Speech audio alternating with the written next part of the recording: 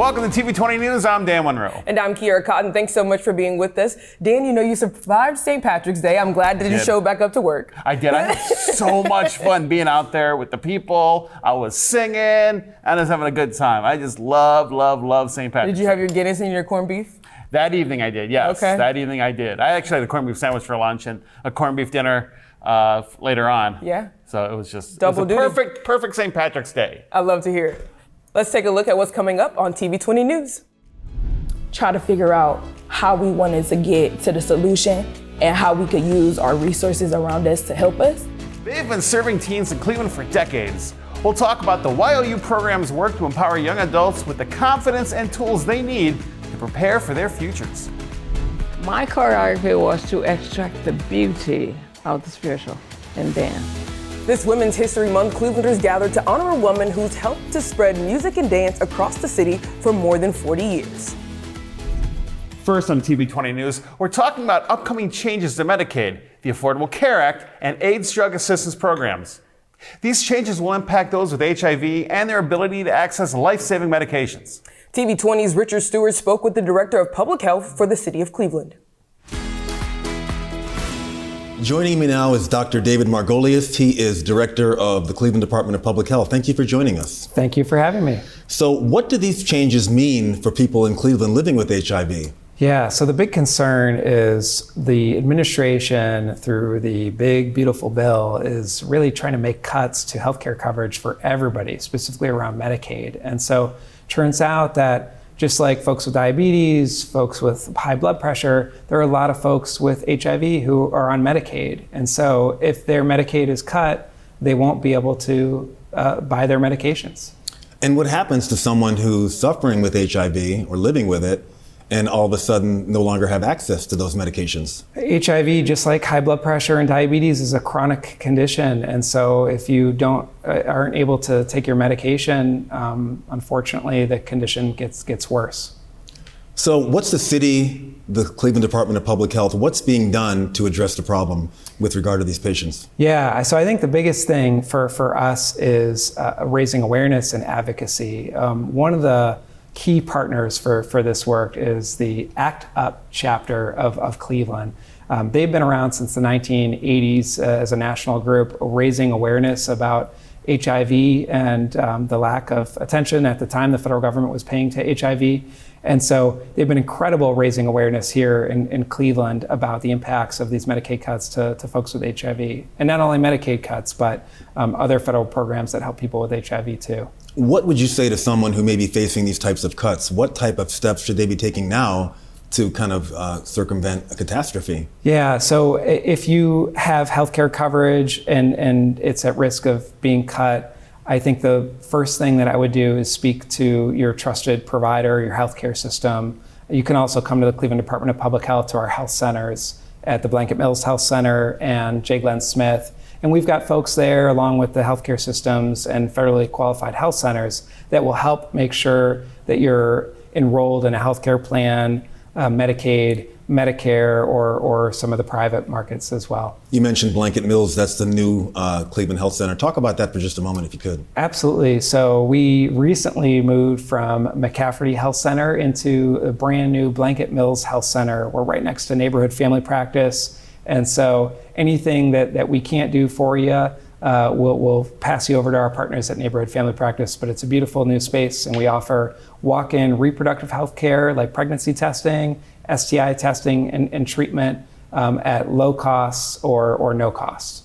Anything else you'd like to share with those in Cleveland living with HIV with regard to these cuts? Yeah, so we are in this for you. I think that this is just so important and so dangerous what the federal government has been trying to do with healthcare coverage. And so we're in this fight with you, because for the Cleveland Department of Public Health, all we focus on is night and day is promoting health, and healthcare coverage is a really important part of that. Well, Dr. Margolius, thank you very much for joining us and sharing this important information. Thank you. Thank you.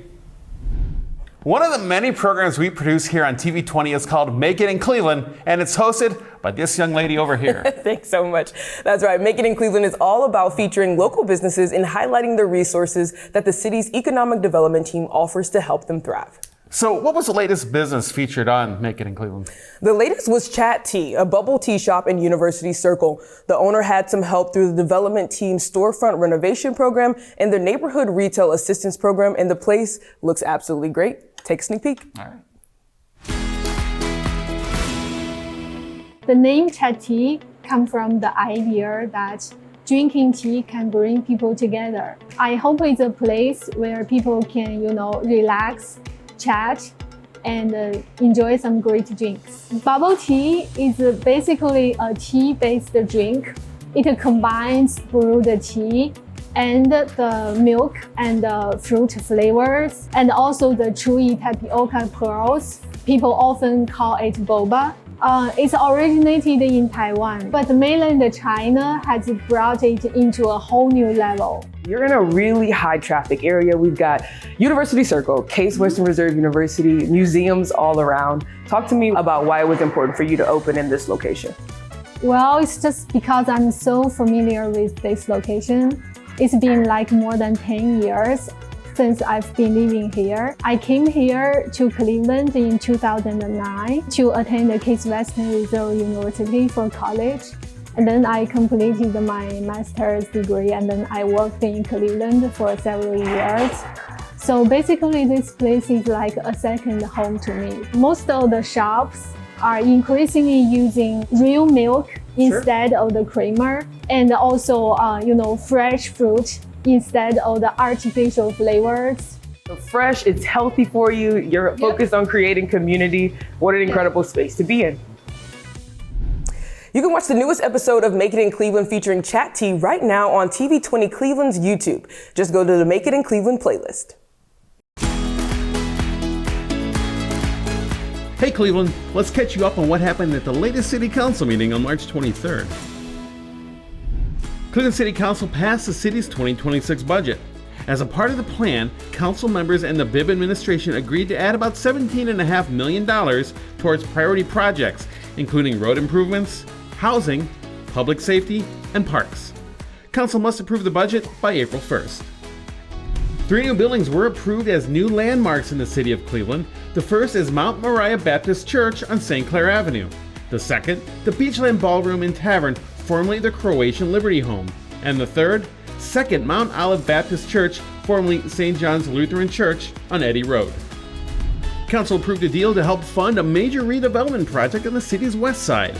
The plan will transform the former Westinghouse site on West 58th Street into a mixed-use complex with more than 100 apartments, including some affordable units, along with space for offices, shops, and restaurants. The project is expected to cost more than $80 million. And as a part of the agreement, the developer will also invest in the surrounding neighborhood, adding things like bike racks and improvements to nearby Herman Park. That's your Cleveland City Council wrap for this week. Stay tuned to TV20 for more updates on how council decisions shape our city. If you reap what you sow, what will your garden look like? She leads a nonprofit dance studio that's been teaching the art to Clevelanders for decades. Next on TV20, we'll meet Miss Edna Duffy as she's honored for her work this Women's History Month.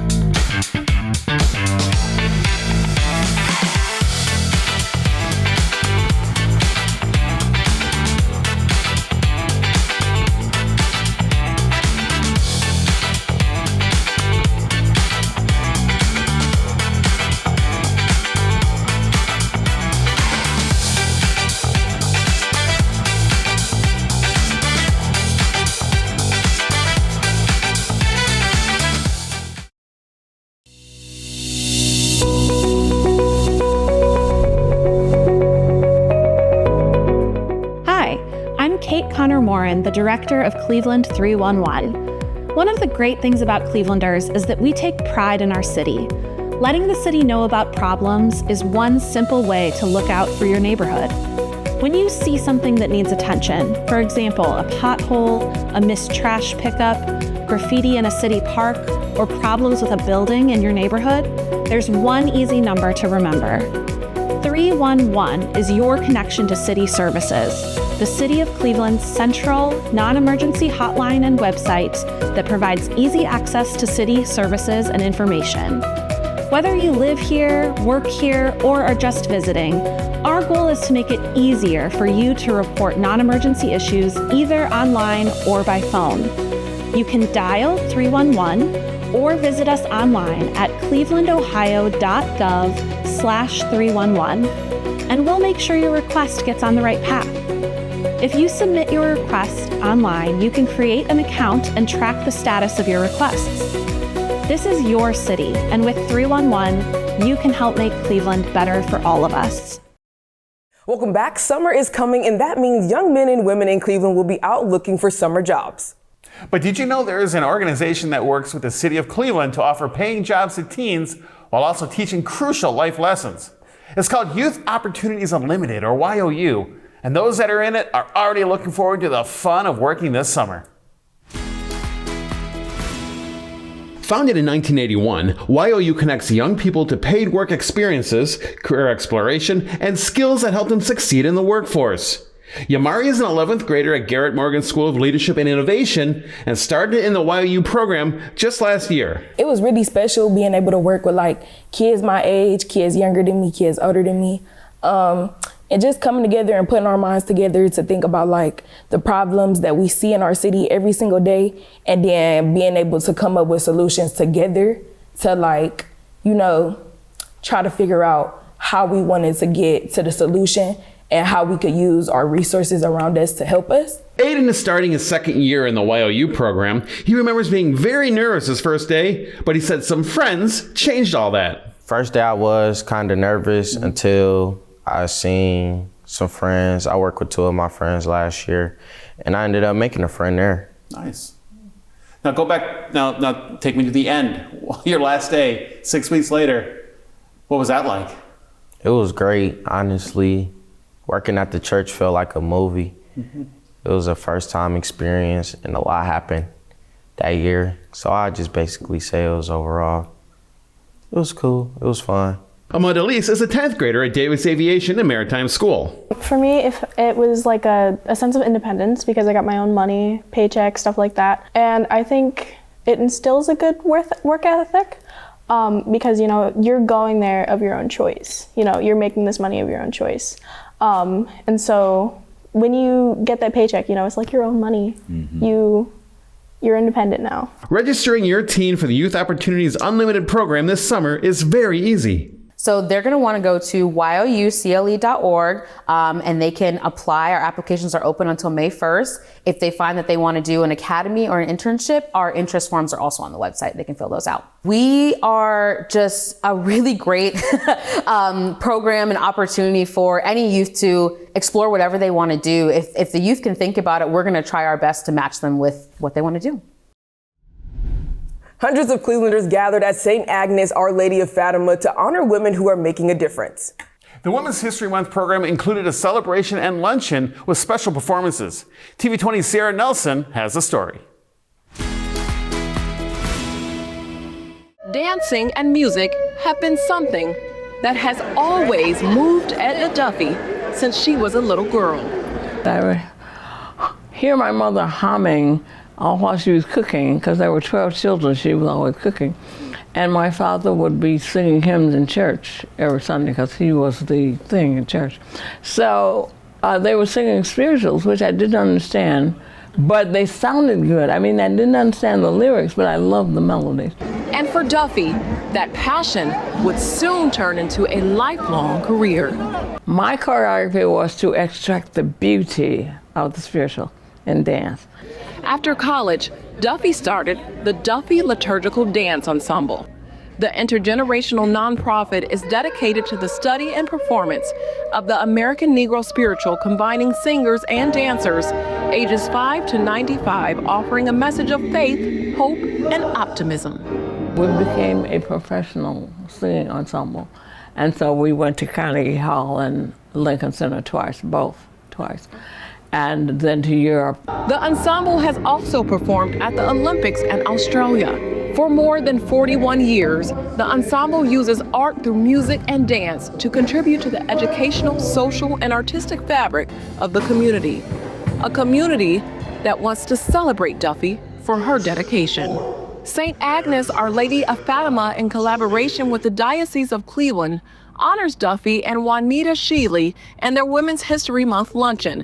Sheely has dedicated more than 70 years in Catholic education, ministry, and social justice. This was an opportunity to honor some of our ancestors, women that have been trailblazers in our community. Sister Juanita Sheely has touched so many people's lives in the city of Cleveland and further, from teaching to being a principal, to being on the radio, to signing off on Channel 8 when the stations went off at midnight. She has just touched so many people. And Edna Duffy, she is a music instructor, a singer. This event is honoring women who are change makers, leaving strong impacts. Her classes help youth develop respect, self-esteem, and garner their heritage. Duffy says leaving a legacy of dance is something she thinks about every step of the way. The biggest thing that I feel really good about is that last year, for the 40th anniversary, we had 4 of the girls who had been in my studio long ago when they were, teenagers, came back, and they are now the youth ensemble. And Cleveland reporting, Sierra Nelson, TV20. Ms. Sheely and Ms. Duffy plan to continue their work in the community. Both women say that they want to inspire youth and make a difference. To find out more about the Duffy Liturgical Dance Ensemble, visit duffylitdance.org.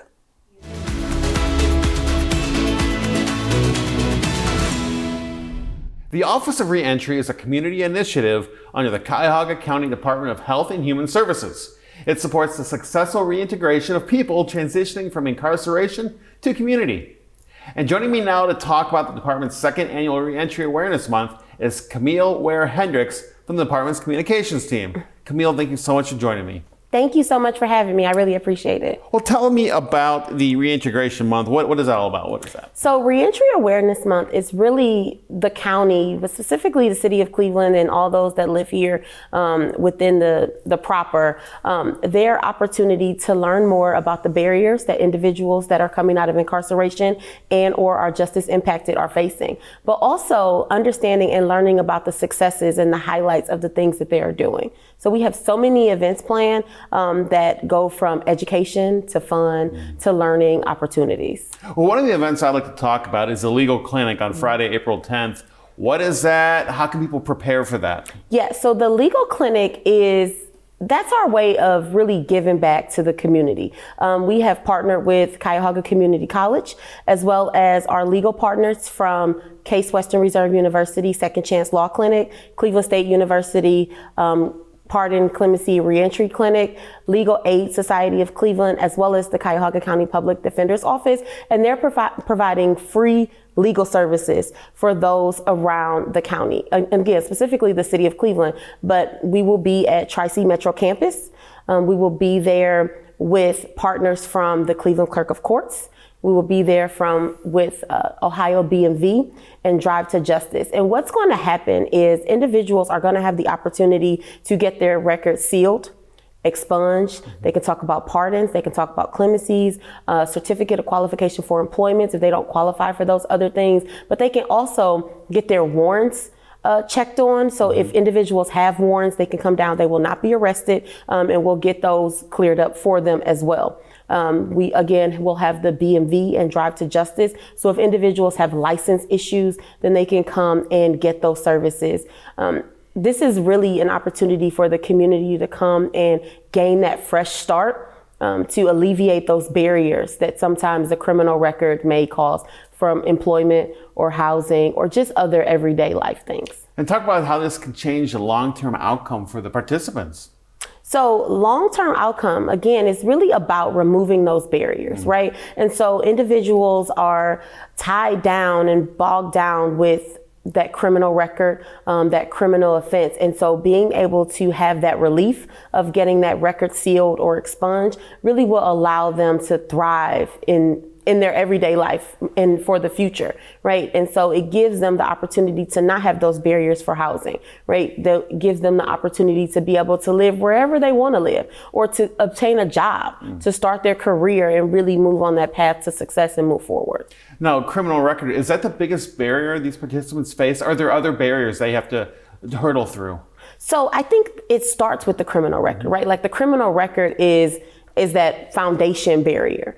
Because they have that criminal record, now they're not able to obtain proper housing. They're not able to obtain employment that they may want, right? There are jobs that hire individuals with a second chance, that need a second chance. The city of Cleveland is actually one of those employers. But sometimes individuals are looking for a specific job, and they have the opportunity to then go and get that job. So I wouldn't say it was the biggest barrier, because there are other barriers, but I think that is an important barrier that we are alleviating by having this type of clinic. I see. Why is Reentry Awareness Month so important, and what should the public understand about it? Reentry Awareness Month is important because this month is about the public. It is about our neighbors. It is about our family. It is about our friends. We all know somebody that knows somebody that knows somebody that has been impacted by the criminal justice system. And so this is an opportunity for us to learn together, grow together, get educated together, but also learn about the resources that are available.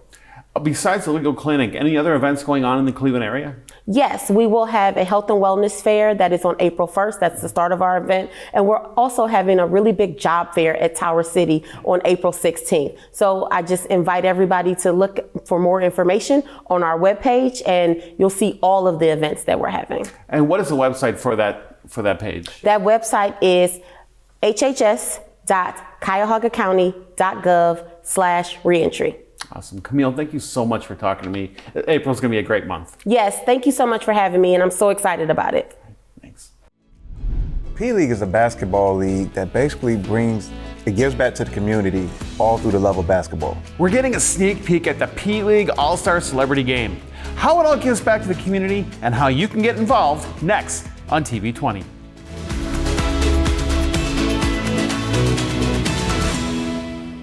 We are Cleveland. We are Cleveland. We are Cleveland. We are Cleveland. We are Cleveland. We are Cleveland. We are Cleveland. We are Cleveland. We are Cleveland. We are Cleveland and proud of it.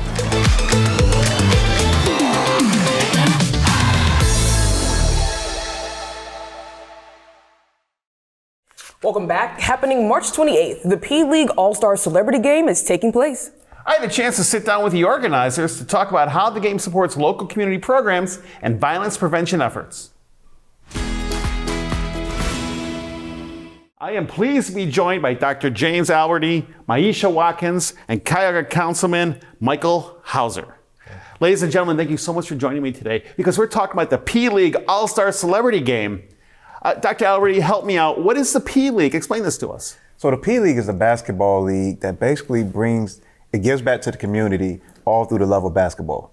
So, talk about this celebrity game. How long has this been going on, and who can we see? So this has been going on for about 3 or 4 years. This is our second year here with the Charge, and we're excited about it.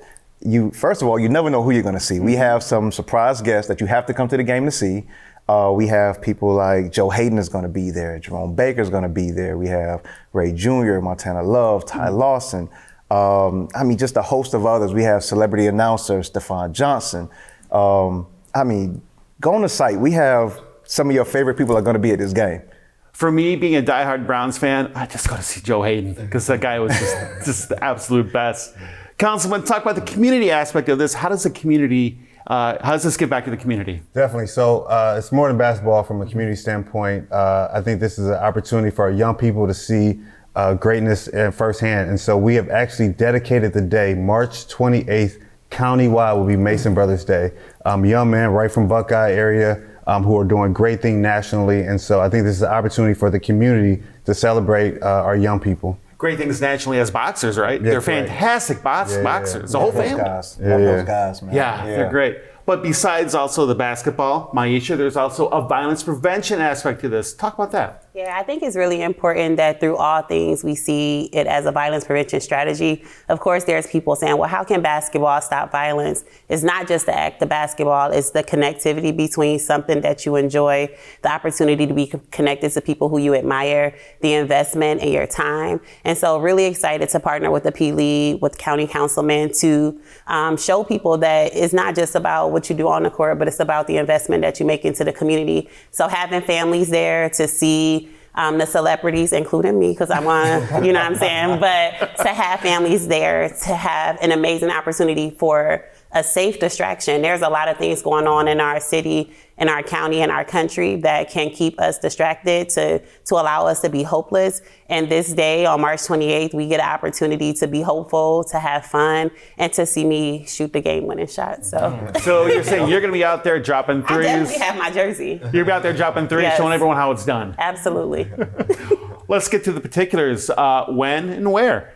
So the game is March 28th, right at Public Hall. So you get a ticket, you get to come to the Charge game, and you get to stay for the celebrity game. So yeah, I mean, you get a 2-for-1 deal. You can't beat that. That's the best thing in the How city. much are tickets? Tickets are $20. For 2 games? 2 games. Oh, that's amazing. Well, how can people get these tickets? So you can go to the Charge site, you can go to the P League site, and then you get the game, you get the Charge game, you get the celebrity game, and you get the after party. So you get to actually come hang out with I'm just saying, you get to come hang out with celebrities afterwards as well too.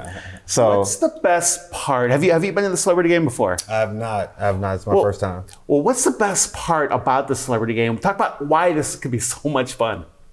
Well, I have one. We're going to actually honor community violence intervention organizations, groups of people who have dedicated their life to interrupting violence in our communities. So we have 35 people in community, individuals, and systems, and we're going to honor those who have lost their lives to gun violence as well. So the opportunity to know that you're not by yourself, that you can grieve and celebrate at the same time. So giving people and families an opportunity to be seen, to be felt, and to be celebrated. So I'm excited about that part. I love that. You know, Dr. Alberti, is this also a good chance, being a celebrity, is this more like a personal thing for the viewers watching? They can get really close to some of their favorite players? They definitely can. So it's more of a, it's more of an intimate setting in a sense. So you really actually get to really feel like you're involved in the game, involved with the celebrities, almost walk down and give them a high five. So yeah, it's going to be great for the family. Please, just bring your families out, and it's for an amazing cause. I mean, I can't think of a better cause almost. So. What about you, Councilman? You going to be out there doing some layups? I don't know about doing any layups, but just to Maisha's point, this whole game is real intentional. A lot of the proceeds are going back into violence prevention programming, and so it should be a great event for our entire community. Well, great. Once again, how can we get tickets? Once you can go to the Charge site, you can get the tickets on the Charge site for the game, also the P League site as well too.